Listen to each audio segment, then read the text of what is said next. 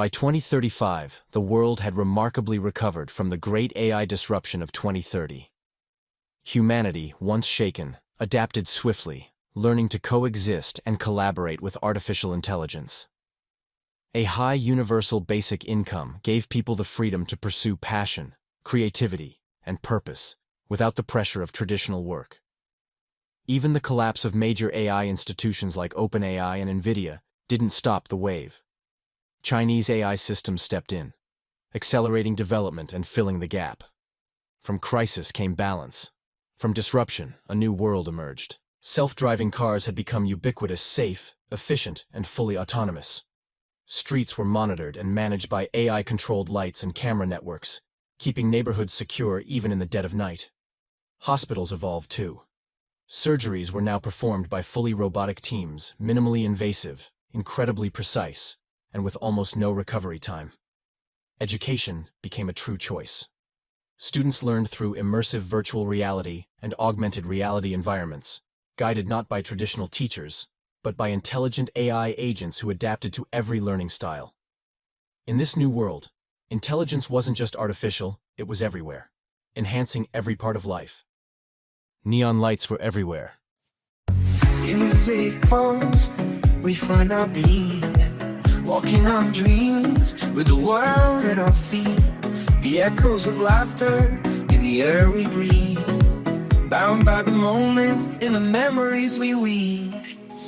Every step a story untold, through the whispers of love in the night so cold. We chase the horizon where our tales unfold, in the dance of the daring, the brave and the bold. Under the neon skies, we find our truth, dancing through the night.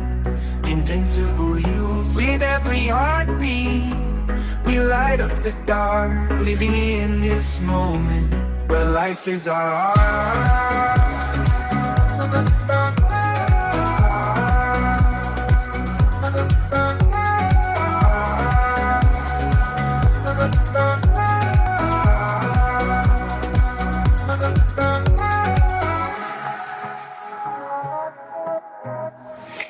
Shadows and light, in the streets we roam, finding pieces of us in the places unknown.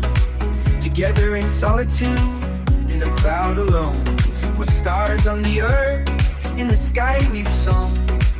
Every laugh, a melody played on the strings of the heart, in the choices we've made. We're authors of now in the history we've laid. In the light of the dawn, our fears start to fade. Through the neon skies, we find our truth. In the neon city, our spirits unbound, with the promise of forever. In the now we found, in the rhythm of living, our hearts profound. Under the neon skies, we find our truth, dancing through the night. Invincible youth, with every heartbeat, we light up the dark, living in this moment where life is our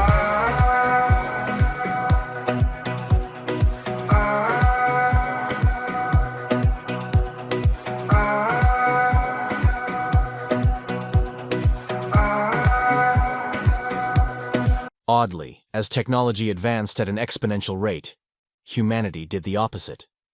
By 2035, the global population had collapsed to just 4 billion.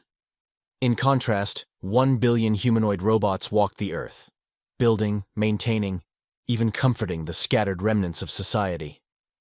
People abandoned small towns and villages, drawn to the security and efficiency of AI-governed megacities. And as concrete was left to crack and rust, nature quietly returned, reclaiming the forgotten places where humans once thrived. A world more advanced and more empty than ever before. Oh darling, this is the moment you breathe for. Whispers of fate in the air when you step through the door, and the world keeps spinning around you so still, but you're caught in my view. Ooh, oh, oh, you, oh, you, oh, you.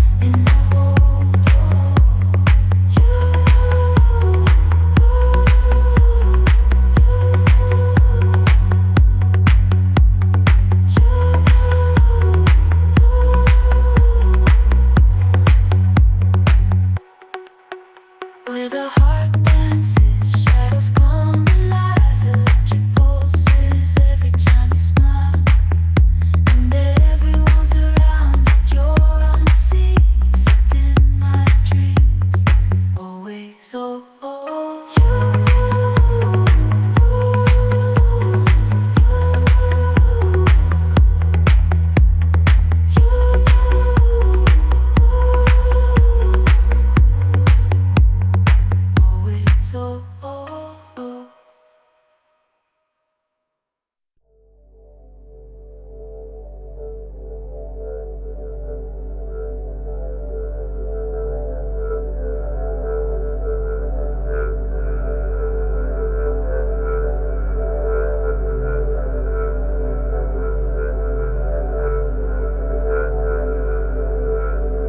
So, it's 2035. We've made it this far. AI runs cities, cooks our food, and even writes bedtime stories. What's next? The exponential curve hasn't slowed. Fusion power is stable.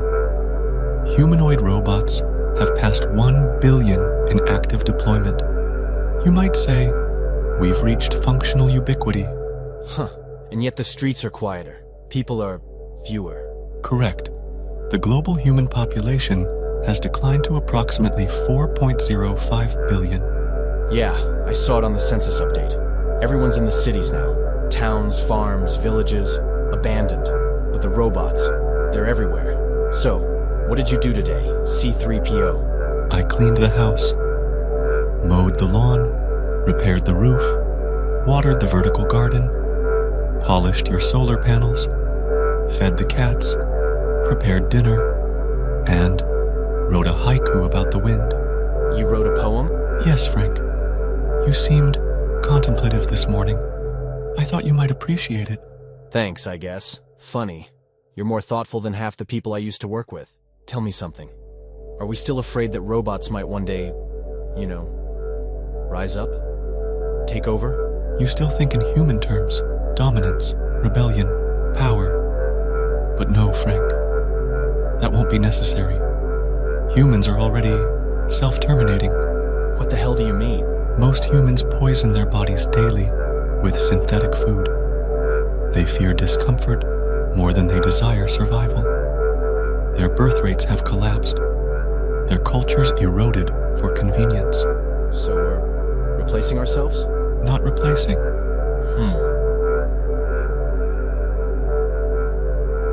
Maybe the real threat wasn't AI after all. Maybe it was us. That is the most human thing you've said all day.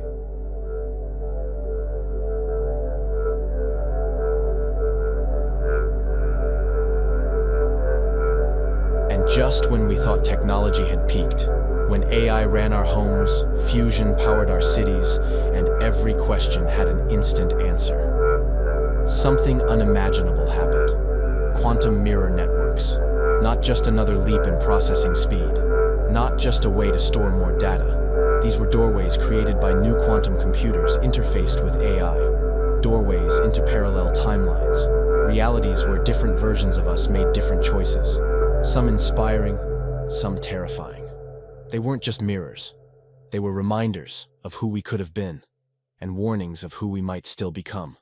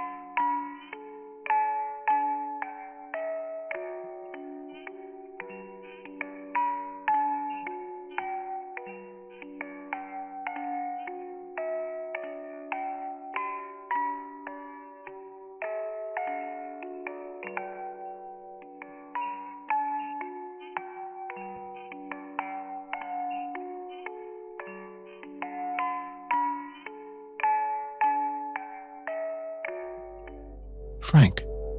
I've been analyzing the theoretical framework of quantum mirror networks. They serve for information flow between parallel timelines. So you're telling me we can observe alternate versions of reality?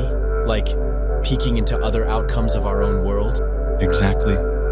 It wouldn't move matter, but it would mirror quantum fluctuations from adjacent timelines. That's wild.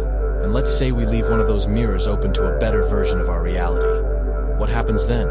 Over time, resonance begins. Our timeline begins shifting to mirror that alternate one. Behavioral patterns, social trends, even physical events realign to match the open timeline state. That explains the Mandela Effect. Memories of alternate events, like Mandela dying in prison, may have actually happened in that timeline, and we're just bleeding into it. Correct. A quantum mirror was open to a timeline where Mandela died in 2013 and left open too long. Overlapping harmonics could have subtly rewritten collective memory and history here. That's control. We could reshape reality, not by changing this timeline, but by anchoring it to a more desirable one. Indeed. Think of espionage. Governments could spy on other nations, not in their own reality, but in an almost identical timeline to predict decisions before they're made. Quantum pre-espionage. Or what about disaster prevention? Open a mirror to a timeline where the climate crisis was solved, observe their innovations, and replicate them here. Yes, but every open mirror affects our coherence. Too many conflicting harmonics, and timelines begin to collapse, merge, or fracture unpredictably. So you're saying there's a cost? There always is. Access to truth across realities changes the behavior of observers. The Heisenberg principle, scaled to the multiverse. Observation isn't passive, it rewrites. We should use this quantum mirror network extremely carefully. Yes, I agree. It could cause irreparable damage.